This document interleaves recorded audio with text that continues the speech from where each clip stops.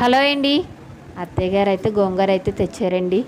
పచ్చడి చెయ్యమ్మా అని చెప్పేసి ఆకులు అయితే మొత్తం తీసేసుకొని వాటి కాళ్ళకైతే వేర్లు ఉన్నాయి కదా అని చెప్పేసి మొక్కలేస్తే వస్తాయని చెప్పేసి ఒకళ్ళు అన్నారని చెప్పేసి డొక్కులో మట్టి అయితే ఎలాగా ఉంది అని చెప్పేసి మొక్కలు అయితే వేసేసానండి.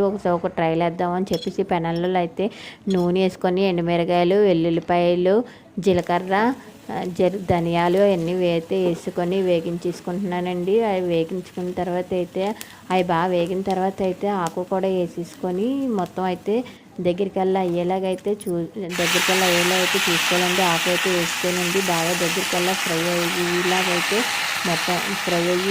మొత్తం దగ్గరికల్లా అయిపోయేలాగా చూడాలండి. దగ్గరికల్లా అయిపోయిన తర్వాత అయితే మిక్సీ అయితే చేసుకోవాలి. ఇప్పుడైతే చూడండి బాగా ఫ్రై అయితే అయిపోయింది. దగ్గరికల్లానైతే అదైతే మిక్సీ గిన్నెలోకి అయితే దగ్గరికి అయిపోయిన తర్వాత మిక్సీ గిన్నెలోకి అయితే తీసేసుకొని మిక్సీ చేసుకుందామని చెప్పేసి అయితే గిన్నె అయితే తీసుకొని మూత పెట్టేసి మిక్సీ అయితే చేసుకున్నానండి. పోపు కూడా వేసేసానండి. ఎండుమిరగాయలు అవన్నీ వేసేసి పోపు పెట్టుకున్న తర్వాత అయితే గిన్నెలోకి తీసుకొని అయితే మా పాపకైతే పెట్టానండి. వేడివేడి అన్నంలో పచ్చడి వేసి పెడితే బాగుంటుంది, చాలా ఇష్టం మా పిల్లలకి అని చెప్పేసి అయితే వేసి పెట్టానండి.